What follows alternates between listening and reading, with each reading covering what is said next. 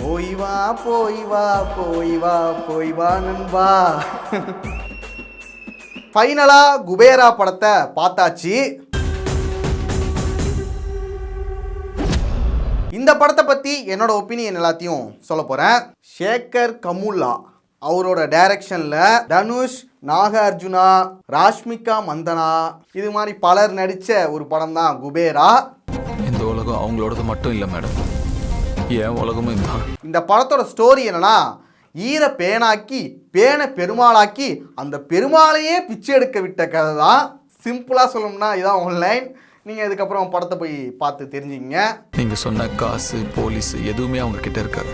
First இந்த படத்தோட positive எல்லாத்தையும் சொல்லிடுறேன், அதுக்கப்புறம் நெகட்டிவ்குள்ள வந்துக்கலாம். ஃபர்ஸ்ட் பாசிட்டிவா நான் என்ன சொல்லுவேன்னா, இந்த படத்தில் நடிச்ச நடிகர்கள் எல்லாமே சூப்பராக நடிச்சிருந்தாங்க. தனுஷ் பற்றி நம்ம சொல்லவே தேவையில்ல, அவர் எப்பவுமே சூப்பராக நடிப்பார். இந்த படத்துமே நல்லாவே நடிச்சிருக்காரு.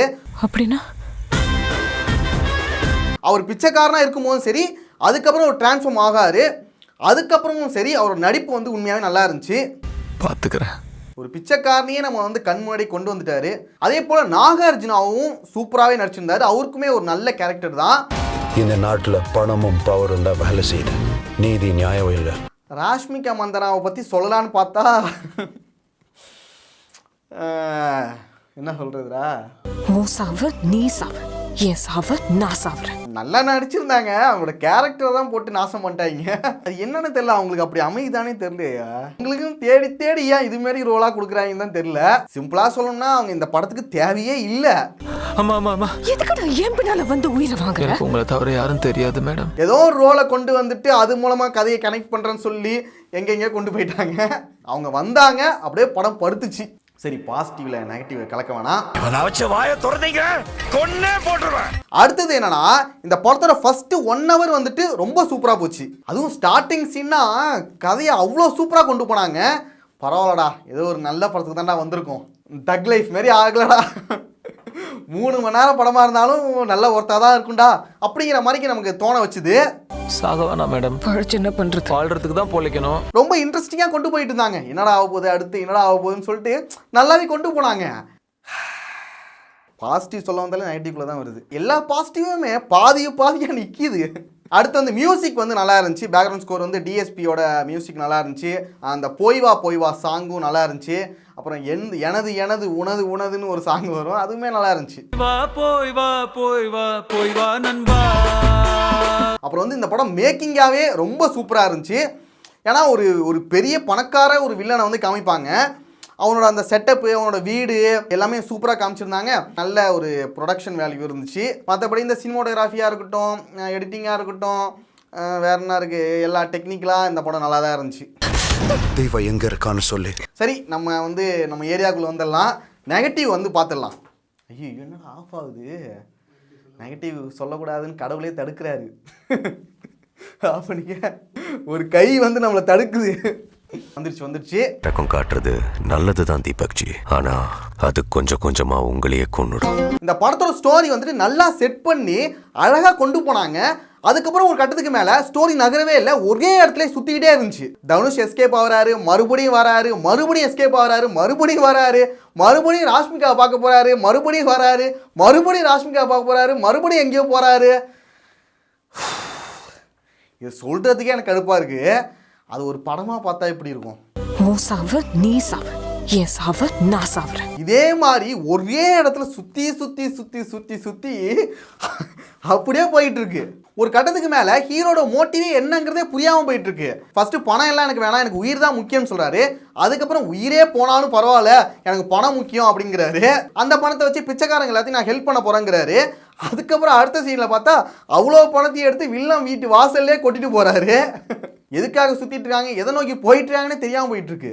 அதுவும் அந்த வில்ல வீட்டு வாசல்ல பணம் எல்லாத்தையும் கொட்டுவாங்க பாருங்க, என்ன சீனடா அது, ஏன் அப்படி பண்ணாங்கன்னே தெரியல. அது எப்படா அது ஒரு சீனாடா, அது சுத்தமா லாஜிக்காவும் செட் ஆகல. அது என்ன சீனுங்கிறதே என்னால் புரிஞ்சுக்க முடியலடா. அவங்க மேல கை வைக்கிற வேலை வச்சுக்காதீங்க. ஸ்டார்டிங்லனா பார்க்கும்போது ரொம்ப லாஜிக்கோட ஒவ்வொரு சீனுக்கு பின்னாடியும் பேக் ஸ்டோரினா வச்சு கரெக்டாக கொண்டு போனாங்க. அதுக்கப்புறம் என்ன நினைச்சாங்கன்னு தெரியல, விட்டு நிறையிட்டு போயிட்டு இருக்காங்க இஷ்டத்துக்கு. எதுக்குடா என் பின்னால வந்து உயிரை வாங்குற? தேவா இருக்கான் பாருங்க, நான் வாழணும்னு எல்லாரையும் கொண்டுட்டு இருப்பான்.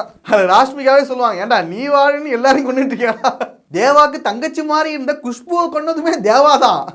அந்த பொண்ணு ஜாலியாக ஹாஸ்டலில் சாப்பிட்டுக்கிட்டு ஜாலியாக நிம்மதியாக இருந்துச்சு. அதை போய் பார்க்குறேன்னு சொல்லி வில்லனுக்கு காட்டி கொடுத்து அதை சாவடிச்சு, ஏன் இது மாதிரி தேடி தேடி போய் எல்லாரையும் கொல்றதே வேலையாக போயிட்டு இருந்த தேவாக்கு. உன் சாவு நீ சாவு, என் சாவு நான் சாவுறேன். இந்த படம் என்னதான் 3 மணி நேரம் ஓடினாலுமே இந்த படம் முடிஞ்ச பிறகு கூட நம்மளால சீட்டை விட்டு எந்திரிக்க முடியாது.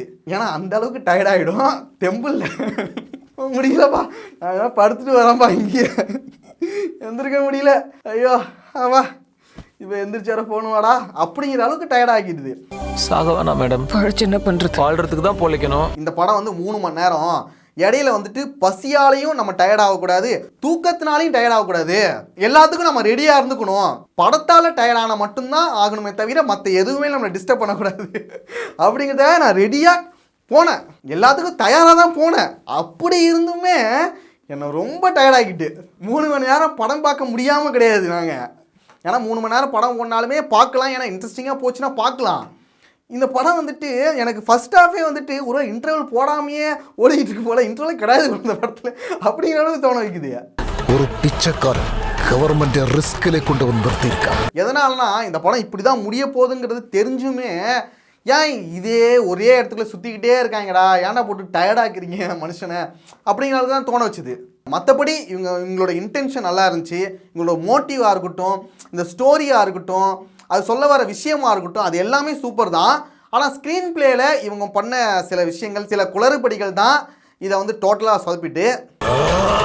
ஆனால் இந்த படத்தில் இருக்க ஒரு சில சீன்ஸாக இருக்கட்டும், ஒரு சில டயலாக்ஸாக இருக்கட்டும், சில எமோஷனல் சீன் எல்லாமே நல்லாவே இருந்துச்சு.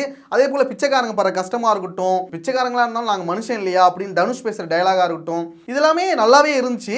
ஆனால் அதை முழுமையாக நம்மளால் ஃபீல் பண்ண முடியாத அளவுக்கு இதோட ஸ்க்ரீன் பிளே வந்துட்டு ரொம்ப லென்த்தியாக கொண்டு போயிட்டாங்க. இறக்கம் காட்டுறது நல்லது தான் தீபக்ஜி, ஆனால் அது கொஞ்சம் கொஞ்சமாக உங்களையே கொன்னுடும். ஆனால் ஒரு விஷயம் சொல்லிக்கிறேன், தக் லைஃபை விட இது நல்ல படம் தான், இதை மைண்டில் வச்சுங்க. ஏன்னா தக் லைஃபே நிறைய பேருக்கு பிடிச்சதுன்னு சொன்னாங்க, முக்கியமாக அந்த இன்ஸ்டாகிராம் இன்ஃப்ளூயன்சர்ஸ்க்கு அவங்களுக்கு ரொம்ப பிடிச்சதான் அப்படிதான் சொல்லிக்கிட்டு இருந்தாங்க. ஸோ அவங்களுக்குன்னா இது வந்து வரப்பிரசாதம் தான். பணம் பவர் கோட்டு எல்லாம் அவங்க கையில் தான் இருக்கு. கிட்டத்தட்ட 1 லட்சம் கோடி பணத்தை வந்து வச்சிருக்கிறவன் வங்கக்கடலே அவனுக்கு தான் சொந்தம், வங்கக்கடலே உங்களுக்கு தாங்க அப்படின்னு தூக்கி கொடுக்குறாங்க அவன்கிட்ட.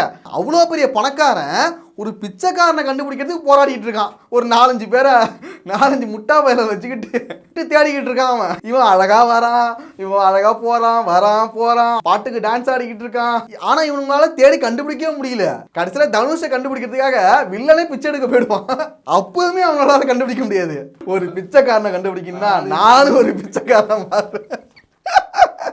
அப்போவே பக்கத்தில் இருந்துட்டு ஃபோன் பேசிகிட்டு இருப்பான், இவங்களால கண்டுபிடிக்க முடியாதான். இது போல் பல பிரச்சனைகள் இந்த படத்தில் இருக்குதான். ஆனால் என்னை பொறுத்த வரைக்கும் நல்லா ஆரம்பித்து ஸ்க்ரீன் பிளேயில் சொதப்பிட்டாங்க.